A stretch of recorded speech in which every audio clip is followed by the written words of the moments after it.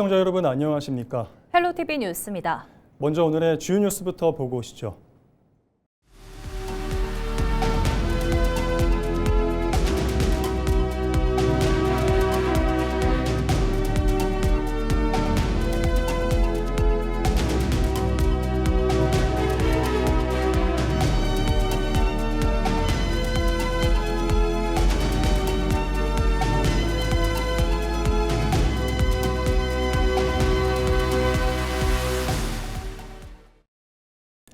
최재구 예산군수가 23일 예산군청에서 기자회견을 열고 민선국이 예산군수 출마를 공식 선언했습니다.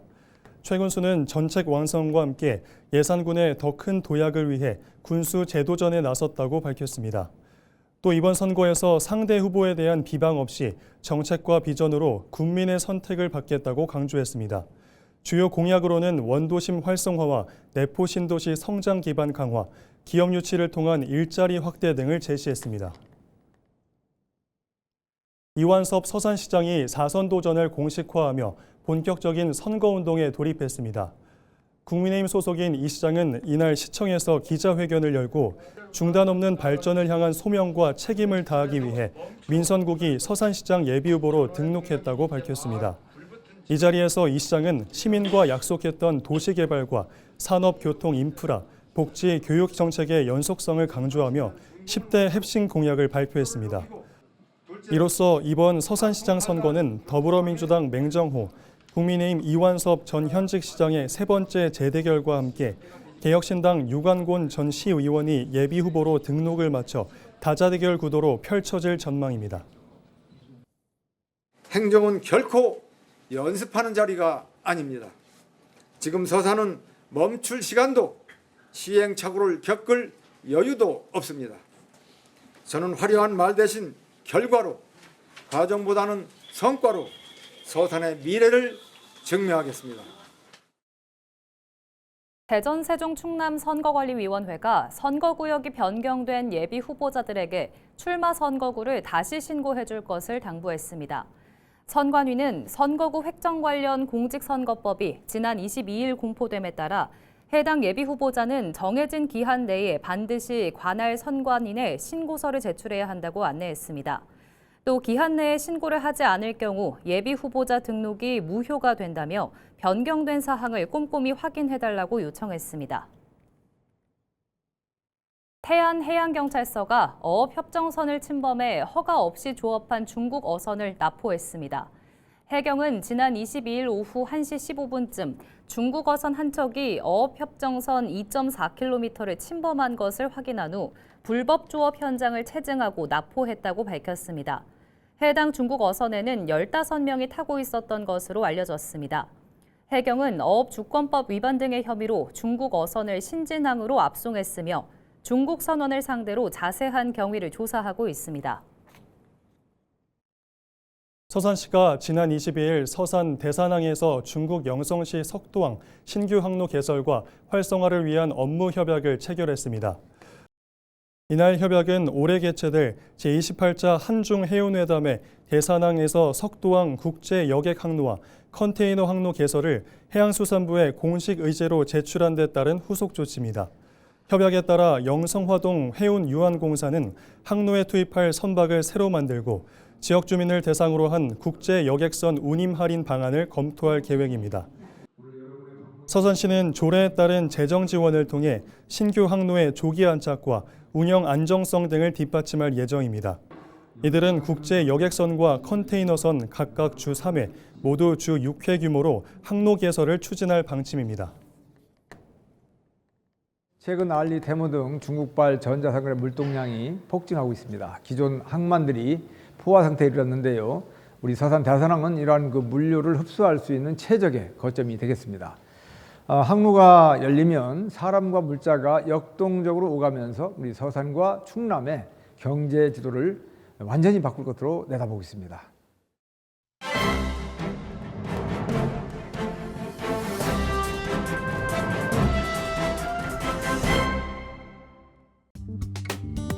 충청투데이 기사입니다.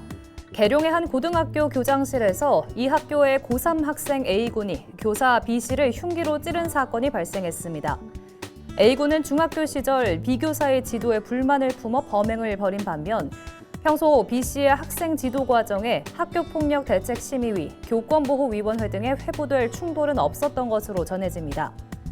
지난해 4월 충북 청주의 한 고등학교에서는 특수교육 대상인 학생이 흉기 난동을 벌여 교직원과 주민 등 6명이 다쳤습니다. 2023년 대전 대덕구의 한 고등학교에서는 20대 남성이 교내에 침입해 교사를 흉기로 피습한 사건이 있었습니다. 2023년 서희초 사건 이후 교권 침해에 대한 사회적 공분이 확산되며 교권보호 5법이 마련됐지만 교내 강력 범죄는 끊이지 않고 있는 것입니다. 실제 한국교원단체 총연합회의 자료를 보면 교원에 대한 상해 폭행 건수는 매년 증가하고 있습니다. 전문가와 학교 현장에서는 이러한 범죄 교권 침해 행위의 주요 원인으로 교권 붕괴를 꼽고 있습니다. 김도진 대전교원단체 총연합회장은 교권 강화와 학생들의 인권을 모두 존중, 양립할 수 있는 근본책을 마련할 수 있도록 사회적 논의가 필요한 시점이라고 말했습니다. 지금까지 신문브리핑이었습니다.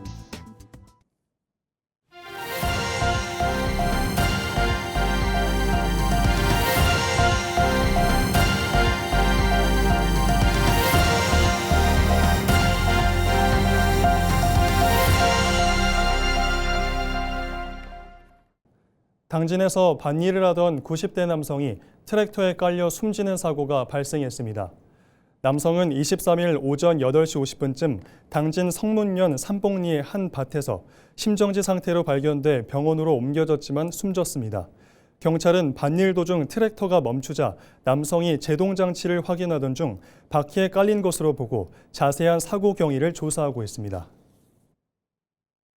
서산시가 지난 22일 시청에서 SK온과 ESS 배터리 생산시설 투자 협약을 체결했습니다. 협약에 따라 SK온은 587억 원을 투자해 서산 오토밸리 산업단지 내 전기차 배터리 공장을 ESS용 배터리 생산시설로 전환할 계획입니다. 또 해당 공장 일부에 ESS용 LFP 배터리 생산 라인을 구축할 예정입니다. 서산시는 이번 투자 협약 체결로 지역 내 고용 창출과 건설, 기자재 관련 산업에 간접적인 고용 유발 효과 창출을 기대하고 있습니다. 충남도가 23일 예산에서 2026 해외사무소 바이어 초청 수출 상담회를 개최했습니다. 이번 상담회에는 독일과 미국 등 충남 7개 해외사무소와 호주와 멕시코 등 4개 해외통상자문관이 직접 발굴한 바이어 100명이 참가했습니다. 충남에선 식품 91개와 가공품 37개 등 250개 기업이 참여했습니다. 충남도 내 기업들은 바이어와 1:1 상담을 하며 판로 확대를 모색했습니다. 충남도는 복잡한 통관과 계약 절차 해결을 위해 현장에 관제사와 수출 전문위원을 상주시켰습니다. 김돈곤 청양군수가 22일 선거사무소에서 기자회견을 열고 민선 9기 청양군수 출마를 공식 선언했습니다. 김 군수는 정책 지속성과 안정성을 위해 군수 제도전에 나섰다고 밝혔습니다. 또 정책 시작부터 추진 과정, 향후 방안까지 잘 알고 있는 만큼 책임 있게 정책을 마무리하겠다고 강조했습니다. 김 군수는 주요 공약으로 농어촌 기본소득 사업 정착과 청양형 생활경제 모델 완성 등을 제시했습니다. 당진시가 오는 5월 2일 당진 삽교호 드론 라이트쇼 개막식을 개최합니다. 개막식에서는 전국 단위 댄스 경연 대회와 문화예술 공연, 1000대 규모의 드론 라이트쇼가 진행될 예정입니다. 당진시는 6월 6일까지 매주 토요일마다 드론 라이트쇼를 개최할 계획입니다. 이와 함께 드론 라이트쇼가 열리는 날마다 신성대학교 미래모빌리티과와 연계해 삽교호 바다공원 일원에서 드론 체험관을 운영할 예정입니다. 한편 지난해 드론 라이트쇼에 모두 70만 1000여 명이 방문했으며 행사를 통해 발생한 직접 경제 효과는 약 384억 원으로 집계됐습니다. 충남 방송에서는 6.3 지방선거에 출마할 후보를 소개해드리고 있습니다. 이번 시간에는 홍성군수 선거에 나선 국민의힘 박정주 후보를 만나봅니다. 홍성이 매우 어렵습니다. 경제는 침체되어 있고 서비스업이 70%가 넘는 산업의 구조적인 문제로 발전이 쉽지 않은 지역입니다. 도청 수보도시임에도 퇴보인로에 있는 고향이 걱정스러웠습니다. 중앙부처에서 축적된 역량과 많은 인적 네트워크를 만들어 왔습니다. 홍성의 변화와 홍성의 발전을 만들 수 있는 적임자라고 생각합니다. 고향 발전을 위해서 새로운 변화와 혁신을 이루겠습니다. 충남에서 산업 경제 전문가로서 반도체, 디스플레이, 철강, 자동차 같은 충남 산업의 기본적인 틀을 만들어 왔고요. 중앙정부와 지방을 오가면서 문제가 있을 때마다 문제를 해결하는 전문가로서 역량을 발휘해 왔습니다. 축적된 역량과 다양한 네트워크를 통해서 지역을 변화시키고 발전시키는 핵심적인 능력을 갖추고 있다고 생각합니다. 홍성의 발전은 초짜가 아닌 축적된 역량과 능력으로 홍성을 변화시킬 준비가 있는 박정주가 최적의 적임자라고 생각합니다. 가장 중요한 것은 경제 살리기입니다. 홍성의 경제가 지금 굉장히 침체가 되어 있는 상태인데요. 소상공인, 자영업자, 농민 같은 홍성 경제를 이루는 기본 주체들한테 소득을 높여주는 행정을 먼저 해야 된다라고 생각을 하고 있습니다. 소득이 높아져야 지역 경제 선순환이 이루어집니다. 두 번째로는 산업의 구조를 바꾸는 것입니다. 홍성은 서비스업이 70% 이상 되고요. 1차 산업, 농업도 8% 이상 됩니다. 주로 서비스 1차 산업 중심으로 되어 있어서 제조업의 비중이 낮습니다. 그래서 투자를 해서 지역에 투자를 하면 돈을 벌 수 있는 이런 확신을 주어가지고 기업들을 많이 유치하고 그 투자와 기업 유치를 통해서 일자리를 만들고 홍성 경제를 발전시키고 홍성의 지속 가능한 발전을 만들 수 있는 준비를 하도록 하겠습니다. 당진시가 기후에너지환경부의 에너지 수요관리 핵심 기술 개발 사업 공모에 미활용 LNG 냉열 기반 에너지 절감형 산업용 가스 생산 기술 개발 사업에 선정됐다고 밝혔습니다.